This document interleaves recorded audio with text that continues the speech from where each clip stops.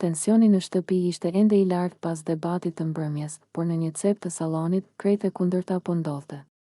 Muzika e butë që vinte nga altoparlantët e Big Brother krijonte një atmosferë të ngrohtë, ndërsa dritat e zbeta loznin me hijet në mur, Dolce u ul pranë Edrit në divan, duke qeshur ende nga një batutë që ai sapo e kishte thënë. Kishin ditë që afroheshin më shumë, por këtë natë diçka ishte ndryshe. Më intime. Më e guximshme, Edi e shikoi me një buzëqeshje të qetë, atë buzëqeshje që Dolce e njihte mirë, buzëqeshje që e bënte të humbte fjalët. Ajo u mbështet pak më afër, pa e kuptuar as vetë, dhe Edi hoqi syt vetëm për një sekondë.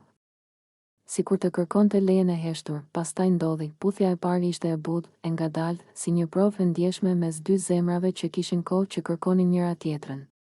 Banorët në cepin tjetër të sallonit pan vetëm siluetat e tyre, por tingulli i lehtë i buzëve që u prekën ishte i pamundur të mos dëgjohej. Dolce qeshi lehtë, si në siklet të ëmbël, por Edi e tërhoqi pranë vetes edhe një herë.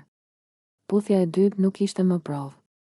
Ishte e gjatë, më e thellë, më e sinqertë. Ishte një lloj dorëzimi ndaj emocioneve që të dy i kishin mbajtur brenda. Gjithçka rreth tyre u zhduk për disa sekonda, shurmat, kamerat, drama e ditës, debatet. Nuk ekzistonte asgjë tjetër përveç atyre të dyve, ndalemi? I përshpëriti Dolce mes frymës së shpejtë, Edi tund kokën lehtë, duke qeshur, me ty? Jo sonte. Dhe puthjet vazhduan. Më të shpeshta, më të zjarta, por gjithmonë të ëmbla. Dolce i vendosi duart rreth qafës së tij, ndërsa ai e mbajti pranë sikur donte ta mbronte nga bota e jashtme. Në sfond, banorët tregonin me gisht, qeshnin, habiteshin, por askush nuk guxoi t'i ndërpriste. Në atë cep të vogël të sallonit, Edi dhe Dolce krijuan një moment që do të diskutohej gjatë.